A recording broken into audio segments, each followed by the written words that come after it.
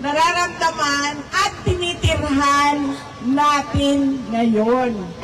Kasi bakit ba? Kasi nandoon yung mga anak natin, na sila din yung susunod na mga Pilipino na maninirahan sa ating bayan. Kaya gusto natin, iiwan natin ang maayos, maganda, maunlad, may disiplina na mga mayaman na mga Pilipino at na bayan. Hindi ko maintindihan kung bakit hindi ganyan ang paningin niya sa kanyang kailangan gawin para sa bayan.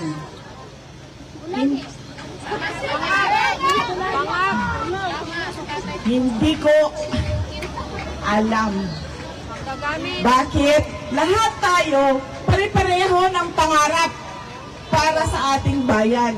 Pero merong iilan, ang malas pa natin, nakaupo sila lahat sa posisyon sa gobyerno, hindi pareho sa atin ang kanilang pangarap para sa bayan. Kaya bukas ay State of the Nation Address.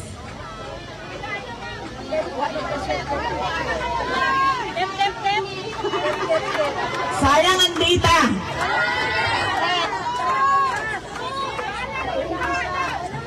Kaya nga mami, ako din ayaw ko na rin manood. Kasi alam nyo, sa totoo lang sa totoo lang talaga, natitrigger ako sa pag nakikinig ako sa kanya. Yung, naiirita ka ba? Minsan lampas irita na siya, minsan galit na siya. Kaya gusto mo na basagin yung screen ng cellphone mo. Kaya pareho tayo, mami. Hindi na ako manonood. Babasahin ko na lang. Huwag na rin magbasa. Kailangan natin magbasa. Kasi kailangan natin malaman kung ano na namang pambobola ang sinasabi sa taong bayan. Ano na namang pambubudol. Ipunin ang tubig baha. Hindi ko lang. At mag-swimming ka na lang dyan kasi ganyan talaga. May bagyo, may baha. So bakit? Kung ganyan talaga, may bagyo, may baha, new normal na yan at ganyan na talaga yan, bakit ang daming flood control projects? Bilyon-bilyon. Control nila yun, nasa bulsa. Bakit? Hindi na. Yung sinasabi niya, at yung sinasabi niya sa susunod na araw, o sa susunod na linggo, magkaiba. Hindi na siya, wala na sa wisyo, sa Tagalog. Tulad na lang din ng 20 ang bugas. 20 ang bugas. Hindi ko alam kung saan galing yung naisip niya, na ipinangako niya para sa taong bayan na gagawin ng pamahalaan na 20 pesos ang kilo ng bigas. Kung alam niya na hindi magagawa yon, ibig sabihin noon siya ay nagsisinungaling, nambubudol. Una sa lahat, yung budget natin. Yung budget ng bayan, paano ba? Hinahati-hati lang ng mga congressman, ng mga boss mo, sir. Ikaw man representative nila. Hinahati-hati lang nila. Karamihan ng pera pumupunta sa bulsa, yes, at sa mga walang kwentang programa. Kasi hindi siya nabibigay sa mga priority programs ng government. Paano ko nasabi yun? Galing ako ng Department of Education. Pinapirma nila ako ng budget kung saan buong budget ng school building program ay hinati-hati ng mga iilang congressman. At sinabi nila sa akin, ganyan talaga ang paggawa ng budget. Na napaisip ako. Napaisip talaga ako. Ako ba ang mali? O nakasanayan na lang nila na ganyan ang kalakaran?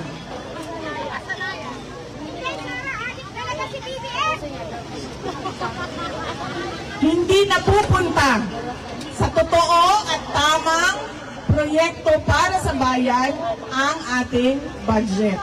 Pangalawa, ang laki ng utang natin dahil yung budget ay inuutang.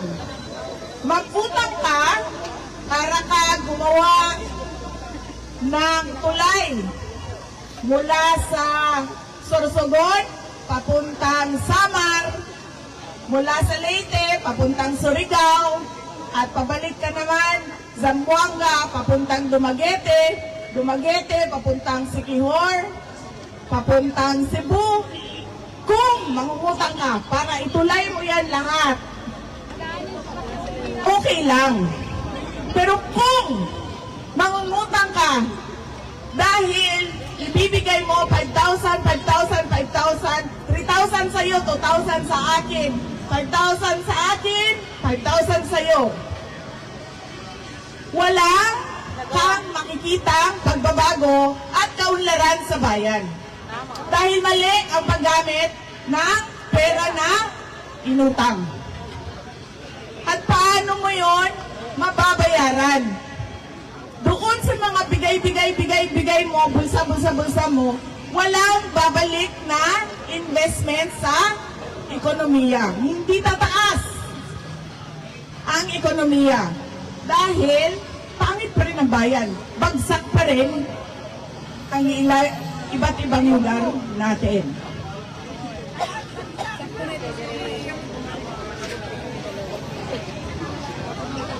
Susunod.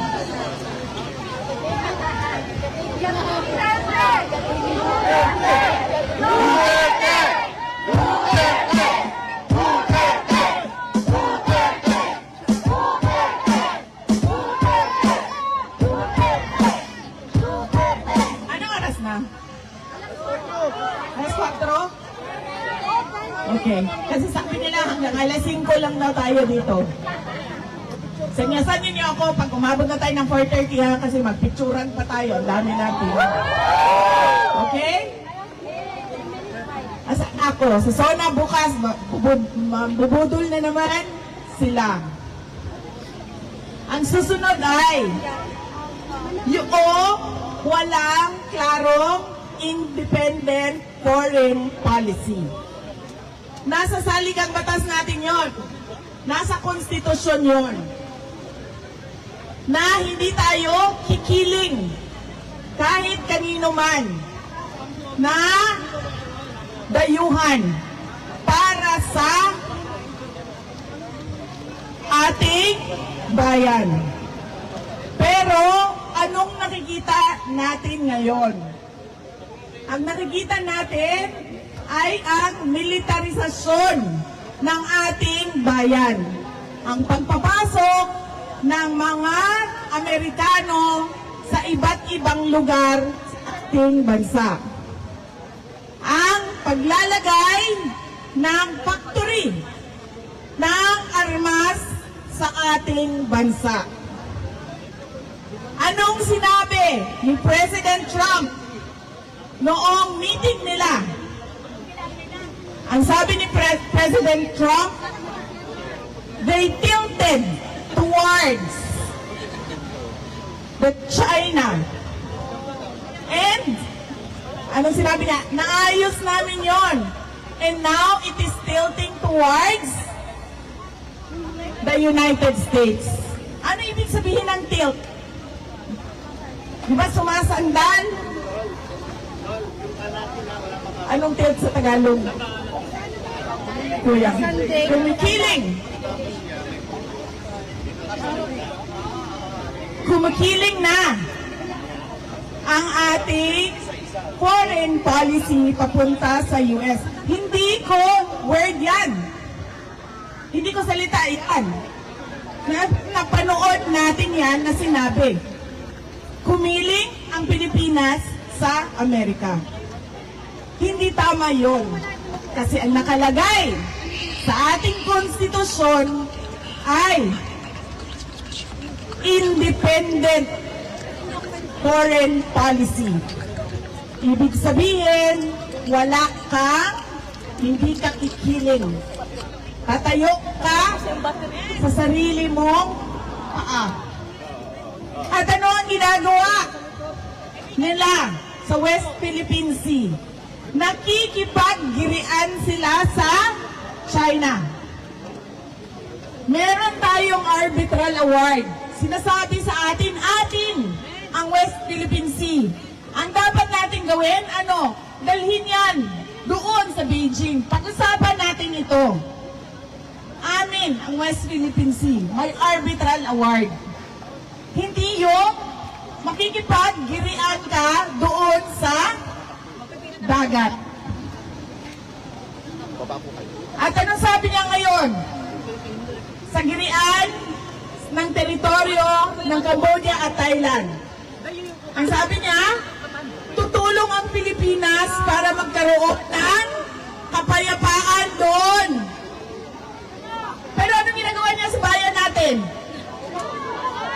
Tinutulungan niya ang interes ng dayuhan, interes ng ibang bayan na makipaggirian sa ibang bansa. Kaya sinasabi ko, hindi ko lang alam kung napapansin niya. Iba ang sinasabi niya ngayong araw na ito at iba din ang sasabihin niya sa susunod na linggo, sa susunod na buwan.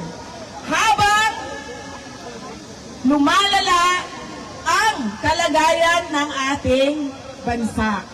Lagi akong tinatanong, ano bang magagawa natin, Inday Sara?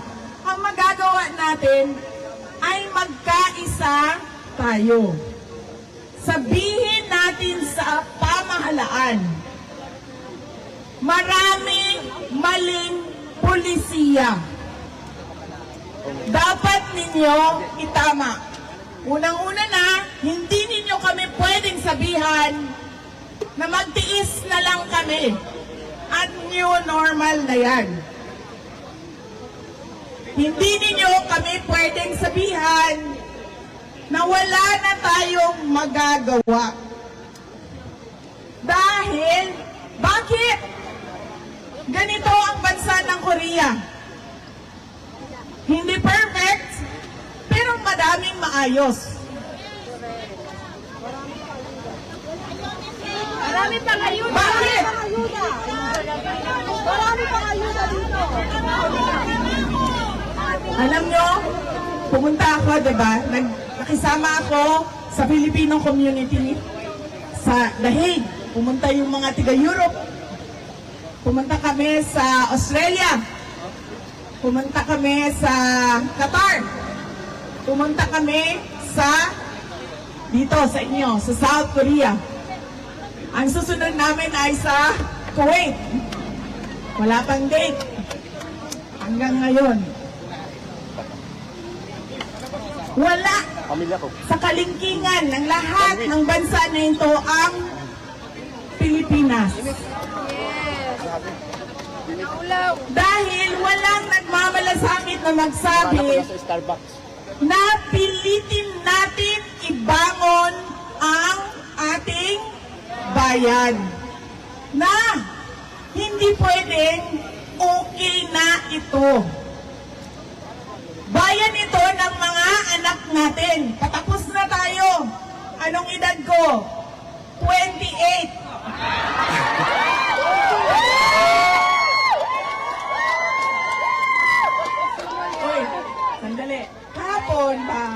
kahapon, nagsakay kami ng international taxi. So, yung Koreano na driver, marunong siya mag-English. Pero hindi kami nagsabi kung sino kami. Hindi kami nagsabi sa kanya. Basta nagpa-drive lang kami sa mga kailangan namin gawin. Overheat. Sabi nung taxi driver, Kailangan pa rin dapat ka ng payong. may asawa na ba daw ako? Ang pinit. Ayaw lang magtanong. Nagigil ako. Sabi niya, may asawa na ba daw ako? Ayaw lang magano. Ayaw na. Tapos sabi ko sa habang kanya, nakapicture wala, lang wait, ako isa." 28 years old lang ako.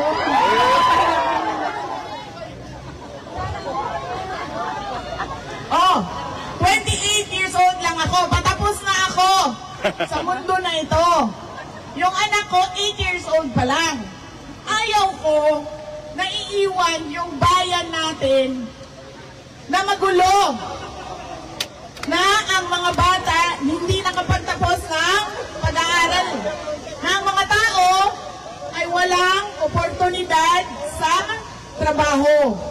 Gusto natin ang bayan na hindi tayo kailangan umalis dahil sa pangangailangan. Aalis lang tayo dahil kagustuhan nating umalis. Ayaw natin ng future na kailangan nating iwanan ang ating mga anak. Kasi dito sa bayan natin sa Pilipinas, walang trabaho, walang kita, walang oportunidad. Ayaw natin yun. Ayaw natin na mag-iwan ng lubog Picture na ako. sa utang at hindi maayos na Pilipinas sa ating mga anak. Yan yung kailangan natin ipaintindi sa mga tao na magsi-State of the Nation address. Yung mga kasamahan niya doon, magpapalakpakan sa lahat ng sinasabi niya na hindi naman natin nararamdaman doon sa ating mga barangay, doon sa ating mga tahanan. Kasi kahit ano pa man ang sabihin nila, yung mga picture nila, yung mga numbers nila, mga sulat nila, hindi natin nakikita sa ating mga komunidad. Kailangan natin ng mas maayos na pamamahala sa ating bayan. We deserve better. Hindi kami ang sasabihan, hindi tayo ang sasabihan na okay na yan. Ganyan talaga yan. Hindi pwedeng ganyan ang sagot ng gobyerno.